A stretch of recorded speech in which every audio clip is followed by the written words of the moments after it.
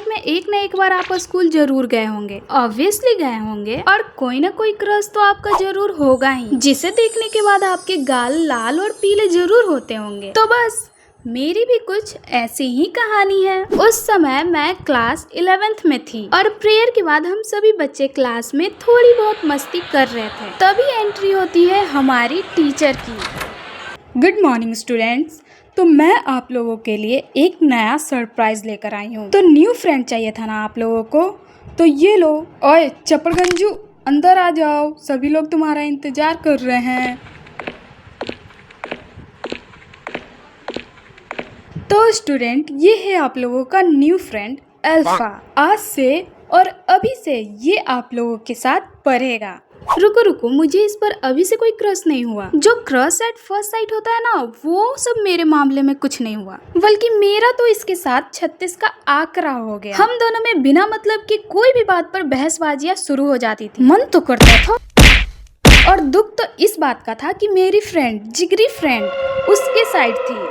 कमीनी, मैंने तुझे बचपन से खिला पिला कर इतना बड़ा किया और आज तूने मेरे दुश्मन से दोस्ती कर ली। यार तुम देखो ना, वो कितना हैंडसम है, तुम भी उससे दोस्ती कर लो। फिर हम तीनों एक साथ स्कूल में घूमेंगे और सबको जलाएंगे। और भाई मैं इतनी जल्दी किसी के साथ घुल मिल नहीं पाती। मेरे लिए तो उससे दोस्ती करना बहुत मुश्किल था, क्योंकि मेरा ऐसे ही उससे 36 का आंकड़ा रहता है, चाहे वो कितना ही हैंडसम क्यों ना हो। तो अभी तक मेरा उस पर कोई क्रश ऐसा हुआ नहीं, ना ही वो मुझे कुछ भी खास पसंद था। मेरा उस पे क्रश उसके स्कूल ज्वाइन करने के 3-4 महीने के बाद हुआ। आइए मैं बताती हूँ आपको कैसे हुआ। तो उस दिन खेल कूद का दिन था, तो मैं भी आई थी आराम से बन ठन कर स्पोर्ट्स खेलने। नीचे ग्राउंड में मैं खड़ी थी, कुछ बच्चे फुटबॉल खेल रहे थे, उनका फुटबॉल आकर मेरे पैरों पर लगा और मैं गिरी एकदम धड़ाम से, और चोट आया मुझे बहुत भयानक। बहुत सारे स्टूडेंट वहाँ खड़ी थे, लेकिन किसी ने भी मेरी कोई हेल्प नहीं की, बस वहाँ खड़ी होकर देख रहे थे। तभी उन भीड़ में से एक हाथ आता है, और वो हाथ अल्फा का रहता है। उसने मेरी हेल्प की, उसने मुझे वहाँ से उठाया और वो अपने रुमाल से,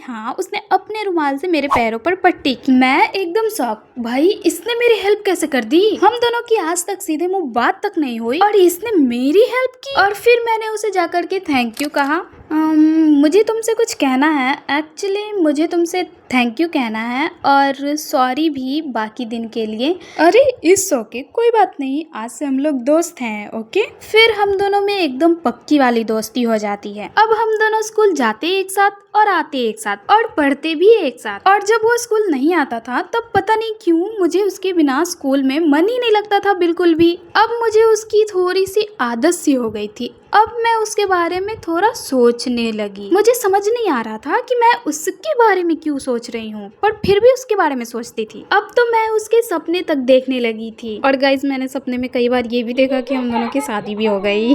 क्या आप लोगों के साथ भी ऐसा हुआ है? प्लीज अपना एक्सपीरियंस शेयर करना। मैंने नहीं सोचा था कि मेरा सपना केवल सपना ही रह जाएगा। मैं तो आराम से सपने देखकर खोई हुई थी अपने सपनों में ही। मैंने नहीं सोचा था कि मेरे सपने टूट कर बिखरने वाले हैं, और कुछ ऐसा ही हुआ अगले दिन। तो हमेशा की तरह मैं ग्राउंड में खड़ी होकर अल्फा का वेट कर रही थी, और वो हमेशा की तरह आज भी फिर लेट हो रहा था। तो गाइस, उसका नाम अल्फा नहीं है, मैंने बस उसका नाम रिवील नहीं करने के लिए ये नाम उसे दिया है। तभी मेरे पास एक लड़की आती है चलकर, और वो मुझसे बोलती है, ओए तुम यहाँ किसी का वेट कर रही हो क्या?